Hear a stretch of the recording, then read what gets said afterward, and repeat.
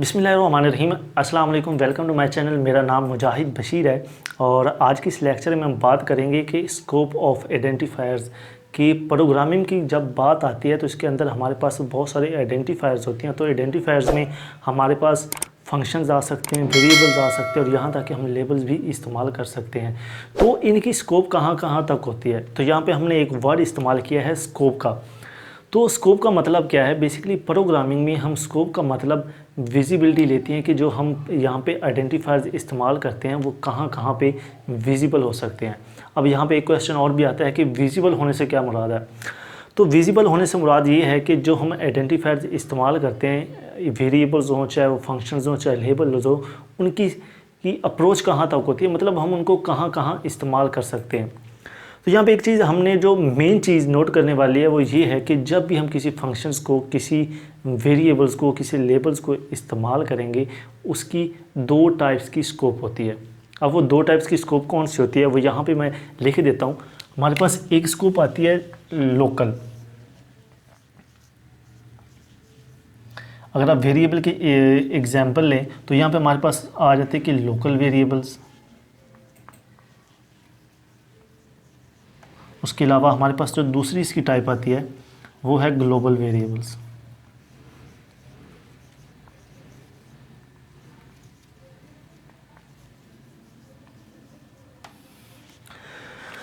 तो यहाँ पे मैं एक छोटी सी एग्जांपल लिखता हूँ। फ़र्ज़ करें कि हमारे पास ये एक मेन फंक्शन है और इसका एरिया मैं यहाँ तक रख लिया। तो यानी कि हमारे पास एक मेन फंक्शन है जो कि यहाँ से स्टार्ट होता है और यहाँ पे ख़त्म हो जाता है। और यहाँ पे मैं एक वेरिएबल डिक्लेयर करवा देता हूँ। फ़र्ज़ करें कि इंटीजर टाइप का है, उसका नाम x रख देता हूँ। अब यहाँ पे मैं एक यूज़र डिफाइंड फंक्शन भी लिख देता हूँ ताकि हमें अच्छे से समझ आ जाए कि इसको हम कहाँ कहाँ पे इस्तेमाल कर सकते हैं। तो मेरे पास जो यूज़र डिफाइंड फंक्शन होगा वो फ़र्ज़ करें कि मैं इंटीजर टाइप के ले लेता हूँ और उसका मैं नाम SEC रख देता हूँ और इसमें हम एक फ़र्ज़ करें कि वेरिएबल को पास भी करवा देते हैं और इसका एरिया मैं यहाँ तक रख देता हूँ। अब ये हमारे पास दो फंक्शंस आ गए हैं। बेसिकली हमने समझना क्या है कि वेरिएबल की स्कोप क्या है। अब देखें, ये वेरिएबल मैंने इन ब्रेसेस के अंदर इसको डिक्लेयर किया है, तो इसका मतलब ये है कि इसकी जो स्कोप होगी वो यहाँ से लेकर यहाँ तक होगी। अब अगर जिस वेरिएबल को हम किसी ब्रैकेट से, ये स्मॉल ब्रैकेट्स के अंदर, सॉरी करली ब्रेसेस के अंदर हम इनको डिक्लेयर करवाते हैं, तो वो बेसिकली उस ब्लॉक का लोकल वेरिएबल बन जाता है। जो कि हमने यहाँ पे कहा था कि लोकल वेरिएबल क्या होता है, मतलब जिस ब्लॉक के अंदर हम जिस वेरिएबल को डिक्लेयर करवाएंगे वो उस ब्लॉक का लोकल वेरिएबल बन जाता है। अब ये इंट x क्या हो गया है, इस ब्लॉक का लोकल वेरिएबल बन गया। इसके अंदर हम इसको जहां हमारा दिल चाहेगा, जितनी बार दिल चाहेगा हम इसको इस्तेमाल कर सकते हैं, बजाय सिर्फ इसको इस ब्लॉक के अंदर।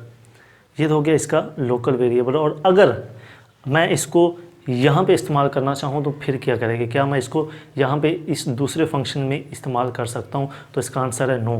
क्यों? क्योंकि ये बग़ैर इसका लोकल वेरिएबल है, इसका इससे कोई लेना देना। अगर आपने इसको यहाँ पे इस्तेमाल करना है तो फिर आपको इसको इधर पास करवाना पड़ेगा। अगर फ़र्ज़ करें कि यहाँ पे मैं एक और ब्रेस लगा देता हूँ और इसका एरिया मैं यहाँ पे रख देता हूँ और यहाँ पे मैं एक और वेरिएबल डिक्लेयर करवा देता हूँ, वो भी इंटीजर टाइप का होगा और नाम मैं y रख देता हूँ। अब ये देखें, क्या मैं इस वेरिएबल को यहाँ पे यूज़ कर सकता हूँ? तो आंसर है यस। क्यों? क्योंकि इसका जो है यहाँ से लेकर यहाँ तक इसकी स्कोप है। इसके अंदर इसको मैं जहाँ चाहूँ, इन ब्रेसेस के अंदर जहाँ चाहूँ इस्तेमाल कर सकता हूँ, लेकिन इन ब्रेसेस से बाहर मैं इसको इस्तेमाल नहीं कर सकता। तो ये इस ब्लॉक का लोकल वेरिएबल है और ये जो हमारे पास इंट y आया है ये इस ब्लॉक का लोकल वेरिएबल है और मैं इसको इसके अंदर जहाँ चाहूँ इस्तेमाल कर सकता हूँ, लेकिन इसको इसके बाहर कहीं भी इस्तेमाल नहीं कर सकता। क्यों? क्योंकि ये इस ब्लॉक का लोकल वेरिएबल है, इस ब्लॉक का नहीं है। कहने का मकसद ये है कि स्मॉल ब्रैकेट्स करली ब्रेसेस का जो भी ब्लॉक होगा उसके ब्लॉक के अंदर जो हम वेरिएबल इस्तेमाल करेंगे वो सिर्फ उस ब्लॉक के अंदर ही इस्तेमाल होंगे और हम उनको लोकल वेरिएबल कहते हैं। तो अब बात करते हैं ग्लोबल वेरिएबल की। फ़र्ज़ करें कि मुझे ज़रूरत है कि मैं एक ऐसा वेरिएबल डिक्लेयर करवाऊँ जिसको मैं जहाँ चाहूँ इस्तेमाल कर सकता हूँ।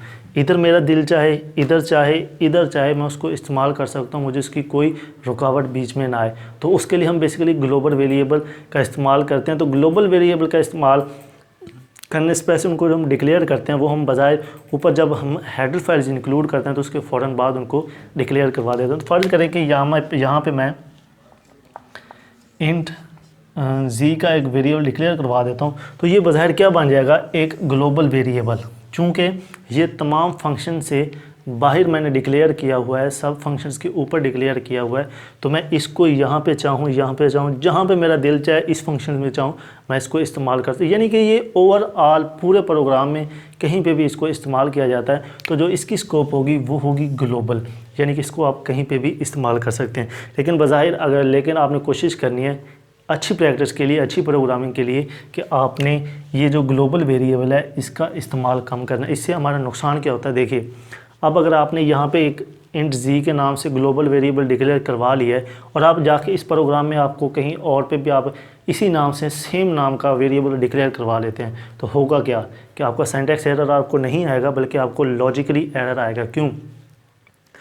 लॉजिकली एरर से मुराद ये है कि जब कंपाइलर इनको रन करेगा तो कंपाइलर कंफ्यूज हो जाएगा कि आपने सेम एक ग्लोबल वेरिएबल है और एक आपने यहाँ पे लोकल वेरिएबल डिक्लेयर करवाया हो, तो वो कंफ्यूज हो जाएगा कि मैंने कौन सा इस्तेमाल करना है। हो सकता है कि आपको इसके इस्तेमाल चाहिए हो लेकिन वो इस्तेमाल इसको कर रहे। तो इसीलिए जो सबसे बेहतर प्रोग्रामिंग की प्रैक्टिस है वो ये है कि आप हमेशा लोकल वेरिएबल का ही इस्तेमाल करें। तो यहाँ पे एक और चीज़ आपने नोट करनी है कि अगर हम किसी प्रोग्राम में हम जो लूप्स इस्तेमाल करते हैं, फॉर लूप का हमारा जो सिंटैक्स है वो कुछ यूँ है कि अगर यहाँ पे मैं एक वेरिएबल डिक्लेयर करवा देता हूँ, फ़र्ज़ करें उसका नाम मैं m रख देता हूँ,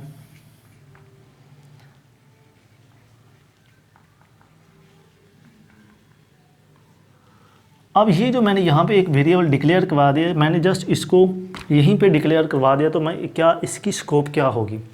देखिए अब इसका चूँकि फॉर लूप का भी एक बाउंडेड एरिया होती है जिसके अंदर हम जिस कोड को लिखते हैं, जिसको डिपेंड करते हैं लूप पे, तो जो इसकी स्कोप होगी वो सिर्फ फॉर लूप के अंदर ही होगी। ना आप इसको फॉर लूप से पहले इस्तेमाल कर सकते हैं और ना ही फॉर लूप के ब्लॉक के बाद। तो ये चीज़ें आपने नोट रखनी है कि लोकल वेरिएबल का क्या होते हैं, ग्लोबल वेरिएबल क्या होते हैं और इनकी स्कोप कहाँ कहाँ पे इस्तेमाल हो सकती है। तो ये हमारा आज का लेक्चर था कि आइडेंटिफायर्स की स्कोप कहाँ कहाँ तक होती है। उसके अलावा हमने बात की कि लोकल और ग्लोबल वेरिएबल्स में क्या फ़र्क है। तो लोकल वो होते हैं जो किसी भी ब्लॉक के अंदर उनकी लिमिट हो, वहीं ब्लॉक के अंदर हम उनको महदूद कर देते हैं तो वो लोकल हो जाते हैं। और जो ग्लोबल वेरिएबल होता है हम उनको सबसे ऊपर डिक्लेयर करवाते हैं और जहाँ पे हमारा जी चाहे पूरे प्रोग्राम में किसी भी फंक्शन में किसी भी ब्लॉक्स में हम उनको इस्तेमाल कर सकते हैं। इंशाल्लाह जो नेक्स्ट लेक्चर होगा हम उसमें बात करेंगे फंक्शंस की कि कॉल बाय वैल्यू और कॉल बाय रेफरेंस किस तरह करते हैं और इनमें डिफरेंस क्या है। तो इंशाल्लाह नेक्स्ट लेक्चर में मिलते हैं। अल्लाह हाफ़िज़।